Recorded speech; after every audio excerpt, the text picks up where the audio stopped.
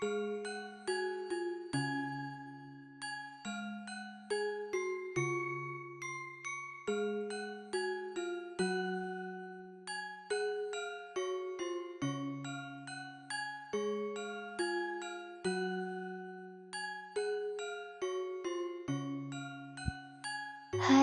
namaku Noni Rega Rahmawati.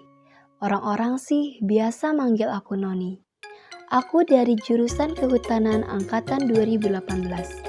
Sudah 3 tahun aku belajar di Universitas Mula Warman Samarinda, Kalimantan Timur. 2021, KKN, hal yang paling ditunggu-tunggu. Kenalan baru, teman baru, cerita baru, ekspektasinya sih. Namun, karena adanya pandemi, semua harus dijalani di rumah masing-masing. Walau tak seindah ekspektasiku, setidaknya banyak hal baru yang kudapatkan di desa ini. Terletak di Provinsi Jawa Barat, Kabupaten Sukabumi, Kecamatan Jampang Tengah, Desa Pandumbangan berdiri sejak tahun 1986. Ada 6 kepala desa yang sudah menjabat sampai saat ini. Tahun 2021, Desa Pandumbangan dipimpin oleh Lalan Jailani.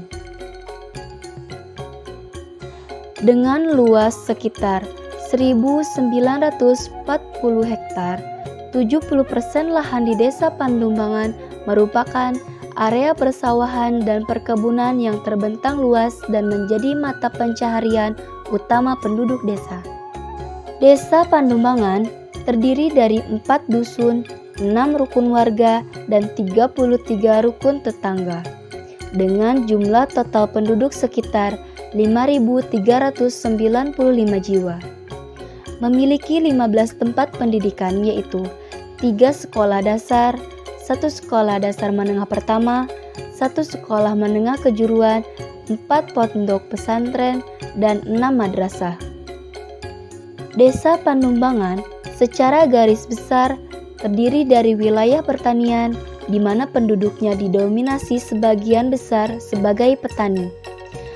Di samping sebagai petani, penduduk desa Pandumbangan juga bekerja sebagai peternak, buruh, serta karyawan, dan lain-lain. Kondisi ekonomi masyarakat pada suatu desa dapat terlihat dari sisi potensi sumber daya yang ada di antaranya.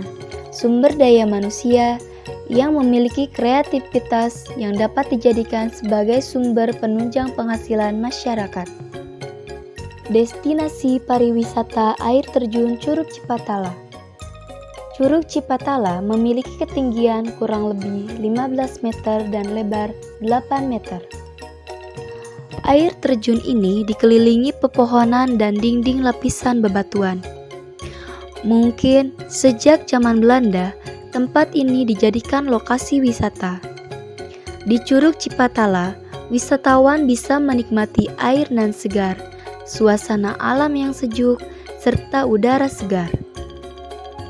Tak cukup sampai di situ, wisatawan juga bisa berenang, memasang hemok, dan menikmati pemandangan di seputaran curug. Assalamualaikum warahmatullahi wabarakatuh. Di sini saya selaku Puskesos Desa Pandumbangan yang diberi mandat oleh kepala desa untuk menerima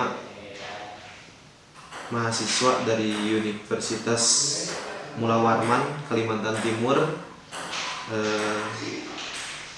Beliau dari Desa Sinarukmi, Kecamatan Jampang Tengah, yang hari ini datang ke Desa Pandumbangan untuk menanyakan berbagai potensi desa, kelebihan desa, dan lain sebagainya.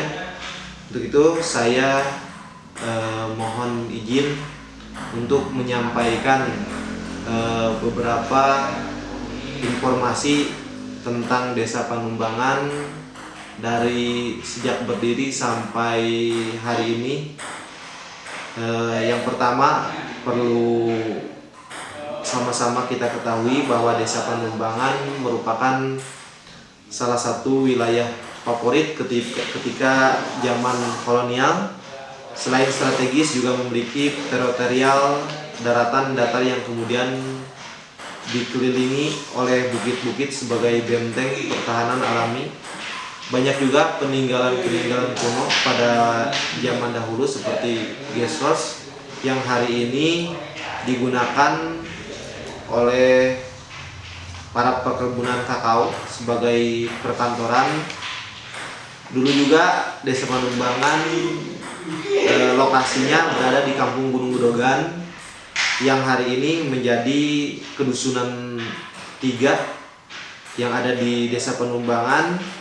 Seiring berjalannya perjalanan zaman, akhirnya pindah ke dusun Bojong Duren yang hari ini masih tetap berdiri, yang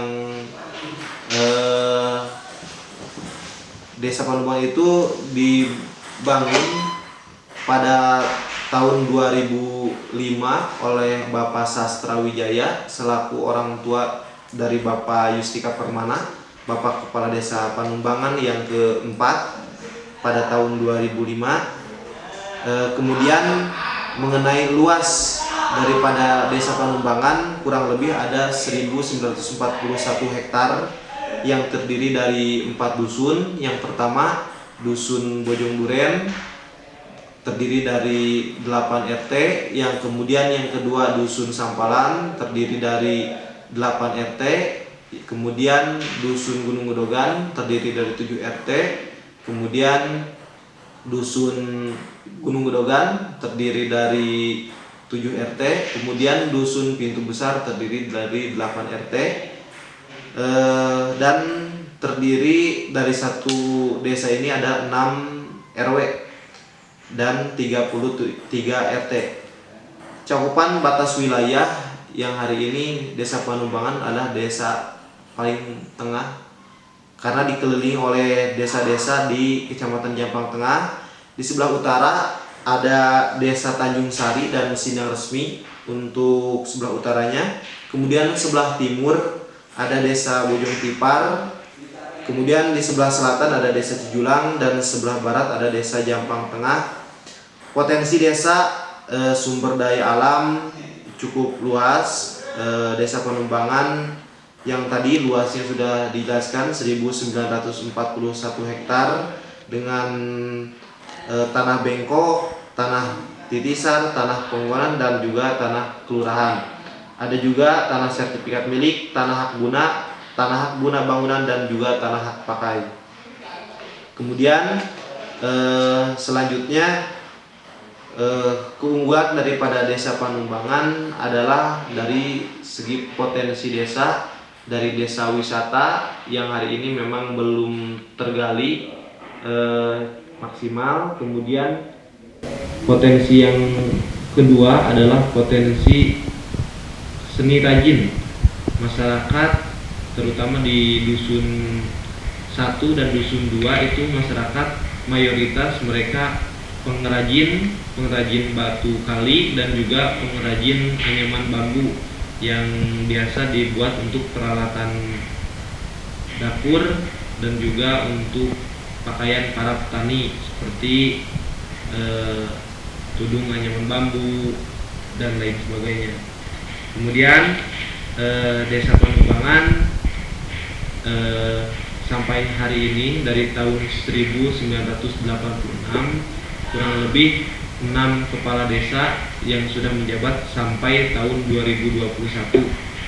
Untuk tahun 2021 Bapak Kepala Desa adalah Bapak Lalan Dialani, termasuk warga kedusunan 1 Bojong Duren. Kemudian perlu diketahui juga Desa Panumbangan merupakan desa unggulan juara PKK Jawa Barat pada tahun 2015-2014 sebagai juara tingkat Jawa Barat ke-1 dan juga PKK tingkat kabupaten merupakan unggulan daripada Kabupaten Sukabumi. Mungkin itu yang perlu dapat saya sampaikan tentang profil Desa Panumbangan.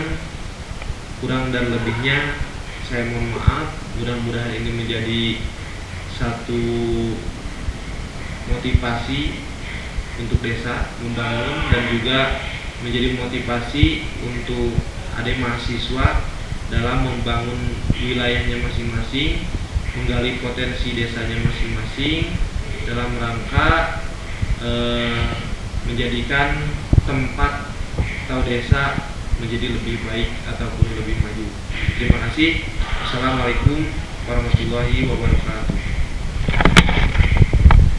Warga masyarakat Desa Panumbangan berkenaan dengan pandemi COVID-19 tentang bagaimana menjaga kesehatan supaya terhindar daripada penyakit virus corona 19.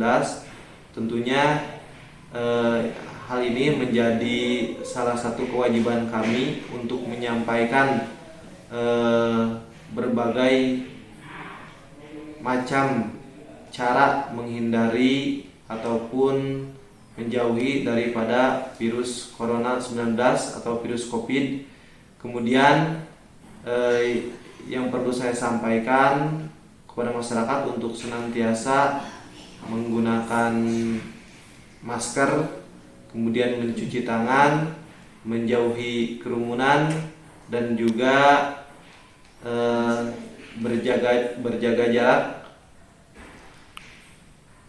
Untuk lebih lanjutnya, karena memang hari ini sudah dianjurkan oleh pemerintah tentang adanya vaksin dosis 1 dan dosis 2. Untuk itu, agar seluruh warga masyarakat untuk memenuhi kewajibannya melakukan vaksin dosis 1 dan dosis 2 untuk menjaga imunitas dan juga tercegah daripada virus corona 19. Terima kasih.